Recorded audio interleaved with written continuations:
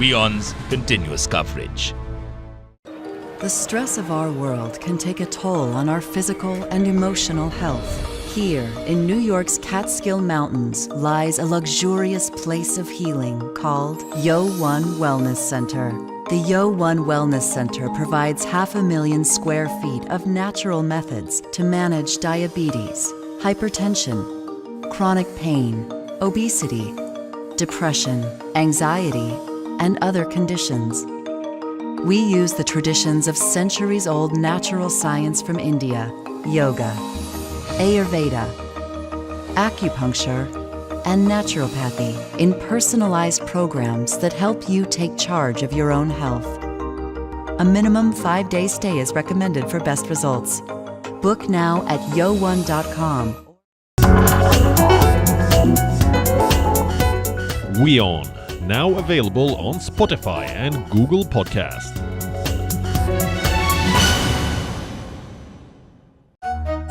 Stay connected with the world through WION. Like the page on Facebook. Follow us on Twitter for new alerts. Instagram for videos and images. And the website for the latest news, views, and analysis. WIONews.com. World is one. WION, India's global voice. The channel that brings you the biggest stories from across the world through India's lens. Now available in more than 190 countries worldwide. Because we believe that the world is one. Watch us in Africa, Europe, USA and Canada, South America, Asia Pacific, Middle East and North African regions. Also available on these digital platforms across Views and analysis. WIONews.com. World is one.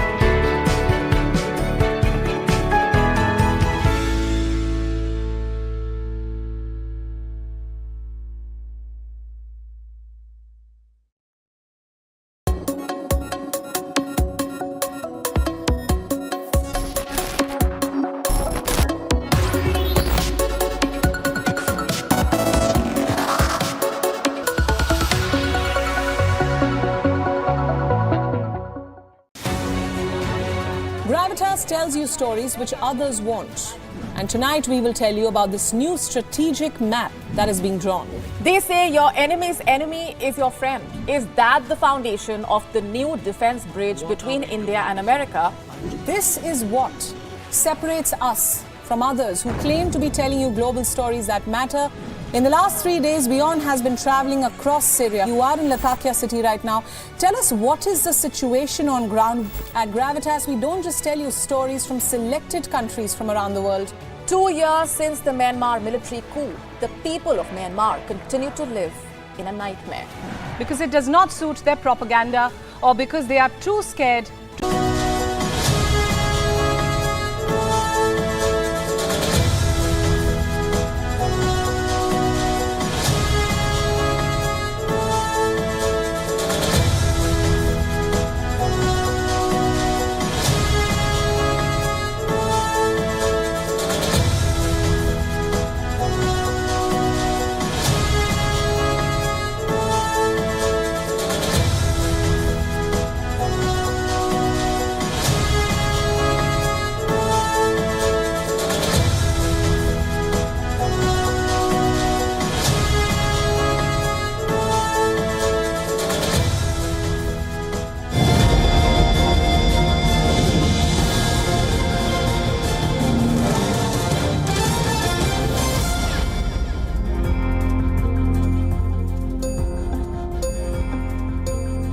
Hi everyone, welcome to WION Live Broadcast, New York City. I'm Susan Tehrani. First, let's take a look at the latest headlines.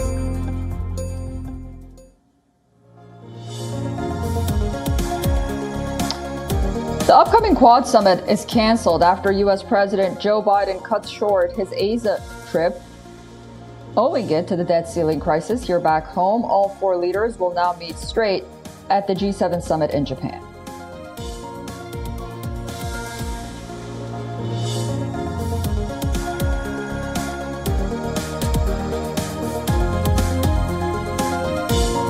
House Speaker Kevin McCarthy says he does not think the U.S. will default on its debt as tensions over negotiations rise over the debt ceiling. McCarthy made the comments while speaking to an American broadcaster.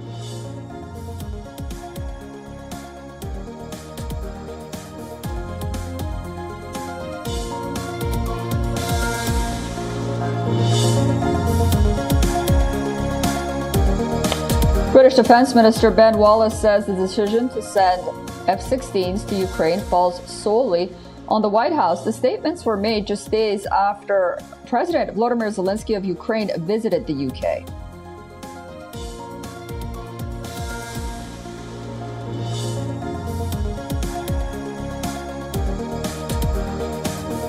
Ecuador's embattled president dissolves the government in a politically motivated move as he faces an impeachment vote.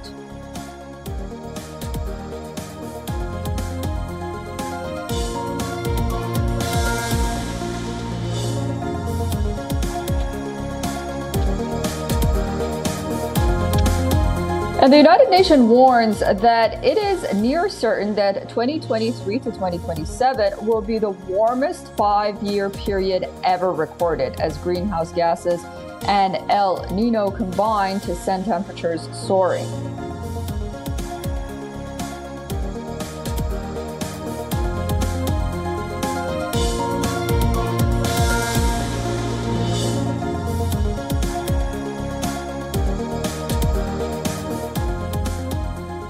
We start with some breaking news. The former Prime Minister of Pakistan is addressing his nation.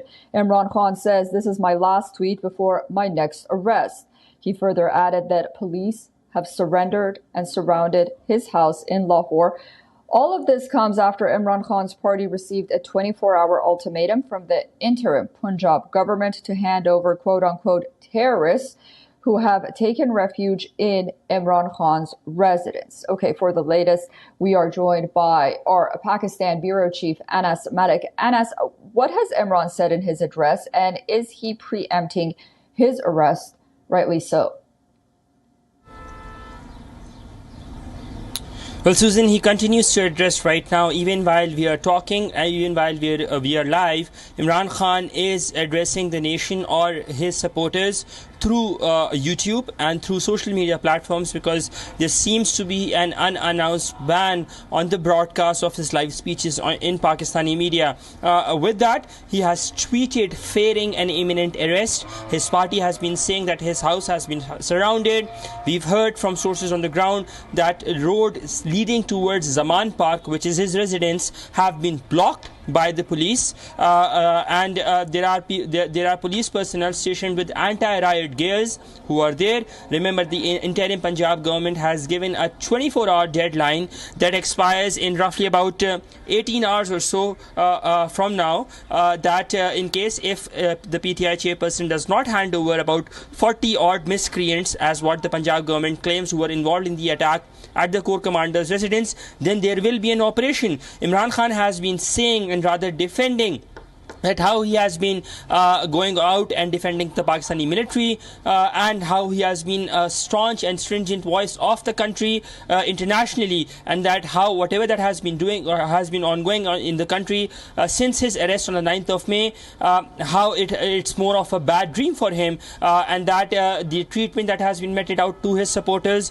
it's that is something that is beyond imagination. So as we speak, he's currently putting up a case, but he fears an imminent arrest, and an arrest might just well be on the cards as well, as and when the deadline that that has been set by the Punjab government, or rather the interim Punjab government, as and when it comes to an end. That will be tomorrow sometime in the afternoon. Susan? Okay, WION's very own Anas Madak reporting from Pakistan on this breaking news story regarding Imran Khan. We'll keep a very close eye on those developments. And Anas, we will definitely be checking back with you soon. Russia launched an exceptionally heavy barrage on Ukraine. Moscow says that its hypersonic missiles, the Kinjal, struck its targets. Among them were the U.S.-supplied Patriot air defense system. But Kyiv claims it intercepted 6 Kinjal hypersonic missiles, and the Patriots are working just fine.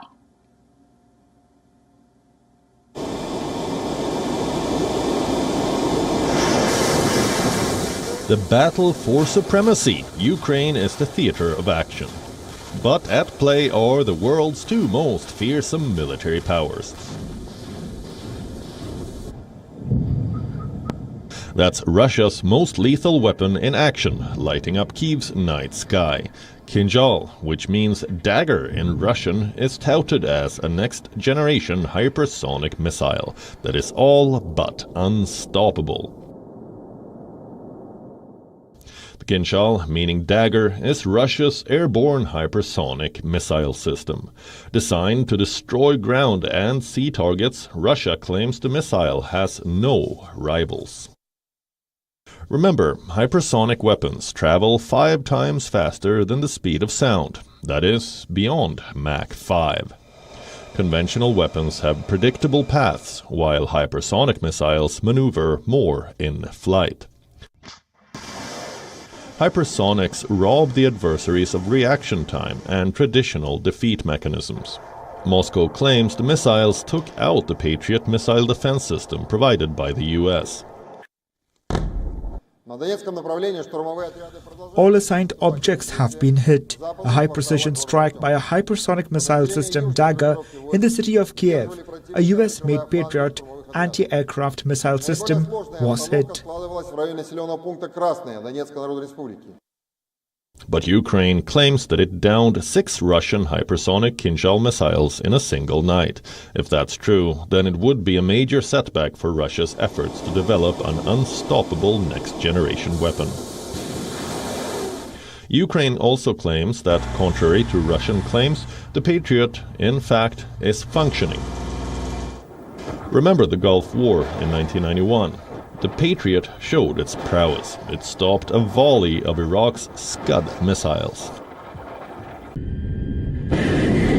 The Patriot, that stands for Phased Array Tracking Radar to intercept on target, is a surface-to-air guided air and missile defense system currently in use worldwide, including in several NATO countries.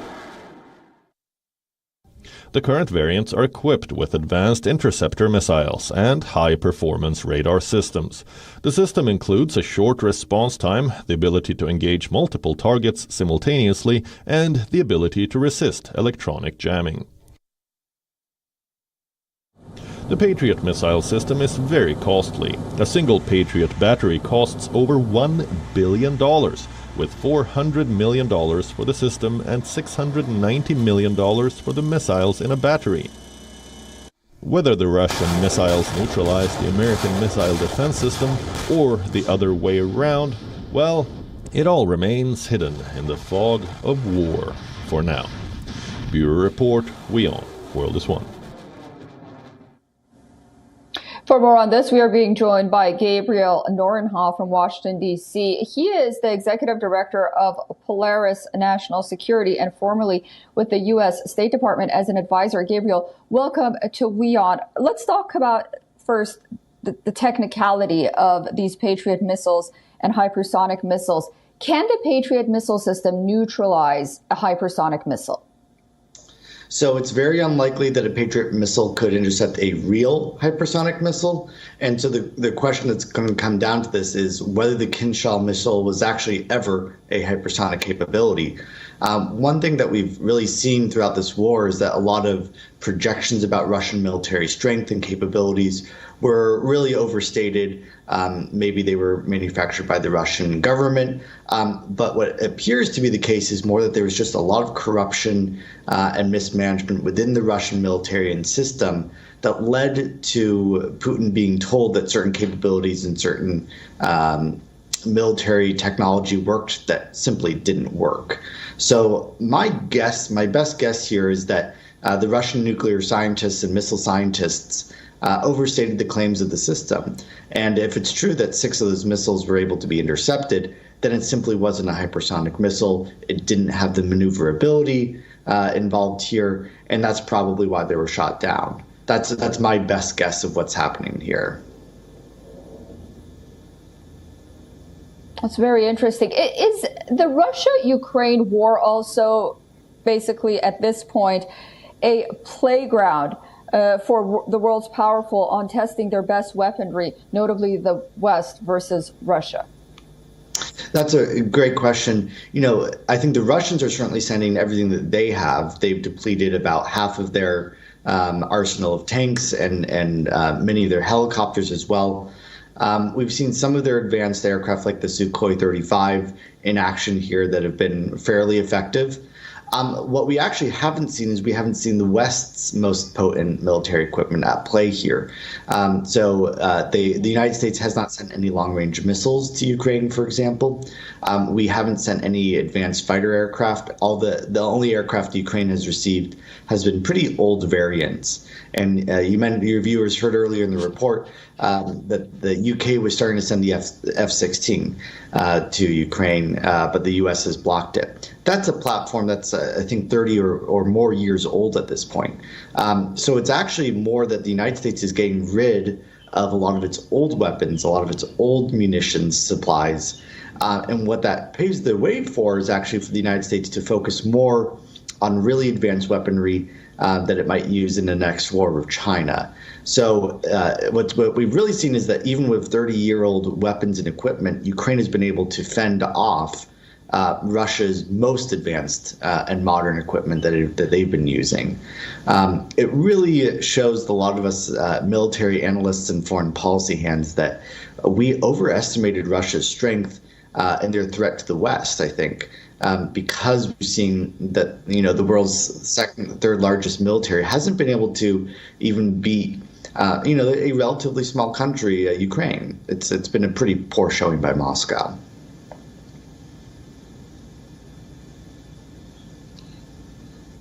Gabriel Nurenhat, thank you so much for that analysis and helping us make sense of all of this that we're hearing. We hope to speak to you again very soon on WION. Great. Thank you for having me. The Quad summit that was scheduled to be held in Sydney next week has now been called off. The leaders of India, the United States, Japan, and Australia will now instead meet in Japan on the sidelines of the G7 meeting. The Quad leaders meeting will not be going ahead in Sydney next week. We, though, will be having that discussion between Quad leaders in Japan. I thank Prime Minister Kishida for his invitation for me to attend the G7, and it is appropriate that we talk. The decision to cancel the summit at Sydney comes after U.S. President Joe Biden decided to postpone his plans to travel to Australia and Papua New Guinea due to an unfolding crisis over the U.S. debt ceiling. I had a discussion with President Biden in the early hours of this morning. He expressed very much his disappointment at being unable to come to Sydney for the Quad leaders meeting and address the Parliament that had been scheduled for Canberra next week. The summit in Sydney was supposed to be the third in-person meeting of the leaders, but after the U.S. president canceled his trip, the Australian Prime Minister said Japanese Prime Minister Fumio Kishida has also pulled out of his trip. But a visit to Australia by India's Prime Minister Narendra Modi will still go ahead. Next week's visit by Modi will also include a rally at an indoor stadium in the country.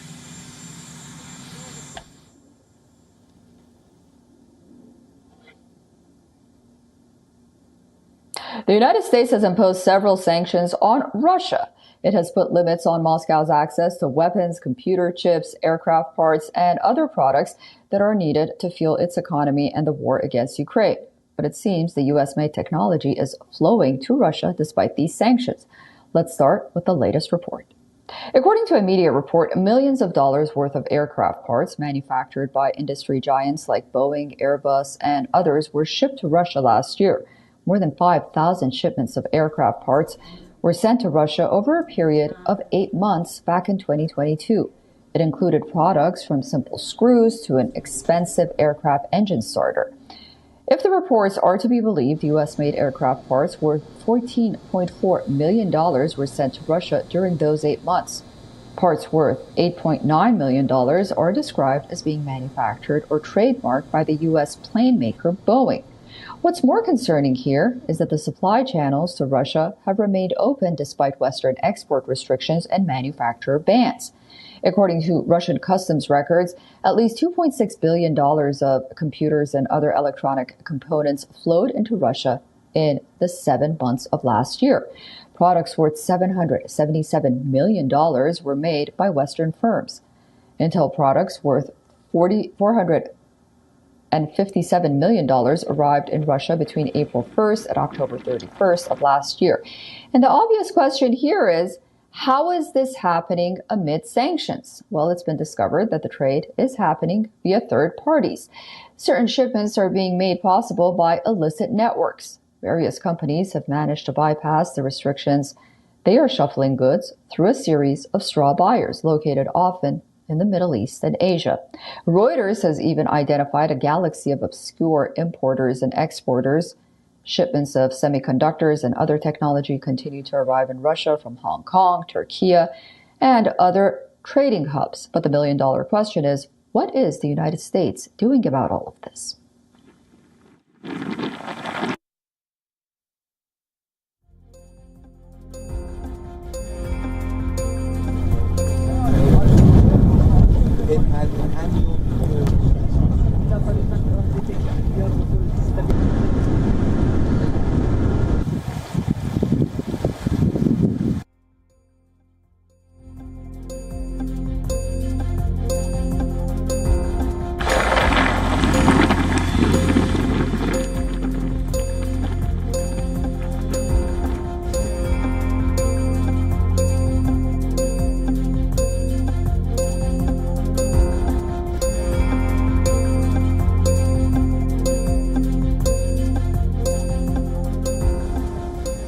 The U.S. Federal Trade Commission is set to block Amgen's $28 billion deal to buy Horizon Therapeutics. The trade body has argued that the deal will harm competition for developing treatments of serious illnesses. The FTC filed a sealed complaint in an Illinois court seeking a legal injunction to stop the deal. Meanwhile, the regulator will move ahead with its own trial, which will determine whether the proposed deal violates the U.S. antitrust law or not. FTC official Holly Vendova has expressed fears of a monopoly in the pharma sector if the deal goes through.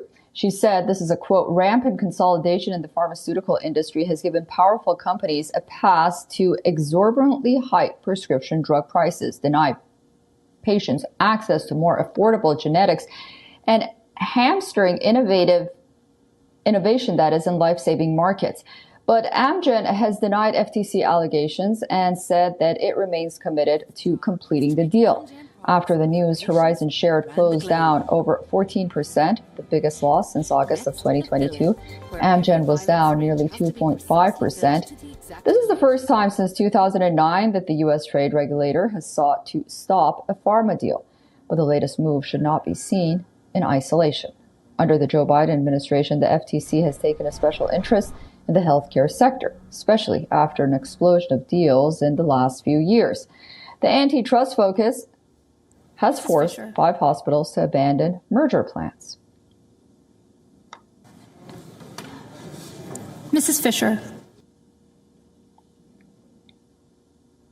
Mushrooms are a commonly used household item. Some species of mushrooms are used in foods, some in drugs, and some, as we mentioned, as drugs as well. But some species are fit for none of those purposes at all and can be deadly. Research is ongoing and path-breaking antidotes have been found Death caps are credited to be the most poisonous mushrooms in the world. They are estimated to cause more than 90% of all deaths from mushroom poisoning worldwide, causing more than 38,000 illnesses and nearly 800 deaths in China alone between 2010 and 2022. The poisonous fungi often resembles other species of its kind that people like to pick in the wild, but eating just half of one can cause fatal failure of the liver and kidneys. The team of researchers used a relatively new technique that has helped understand the role specific genes play in infection and poisoning. A China-led team of researchers has found that a possible antidote to the world's deadliest mushroom that has claimed many lives over the years. The antidote was, however, hiding in plain sight for the longest time in the form of a fluorescent dye. The potential antidote is administered through the vein. It has been widely used for decades in the U.S., Europe, and elsewhere. Use of a dye allows doctors to measure liver and heart function. The same technique was previously used to discover a potential antidote for the box jellyfish, one of the world's most venomous animals. A researcher said that the team was understandably taken aback when the unexpected connection was discovered. The team has already run multiple levels of tests, including one on mice. It now intends to conduct human trials.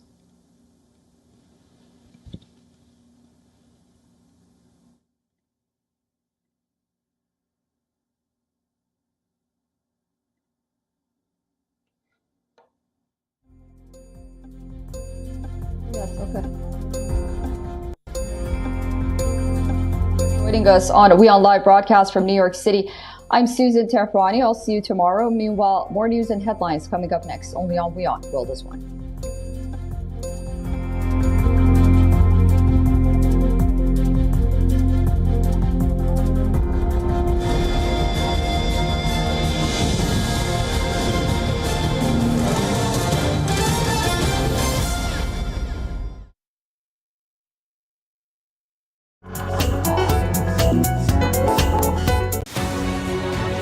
Gravitas tells you stories which others won't. And tonight we will tell you about this new strategic map that is being drawn. They say your enemy's enemy is your friend. Is that the foundation of the new defense bridge between India and America? This is what separates us from others who claim to be telling you global stories that matter. In the last 3 days, WION has been traveling across Syria. You are in Latakia city right now. Tell us, what is the situation on ground? At Gravitas, we don't just tell you stories from selected countries from around the world. 2 years since the Myanmar military coup, the people of Myanmar continue to live in a nightmare.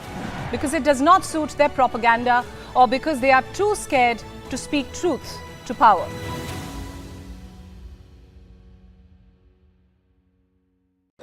The stress of our world can take a toll on our physical and emotional health. Here, in New York's Catskill Mountains, lies a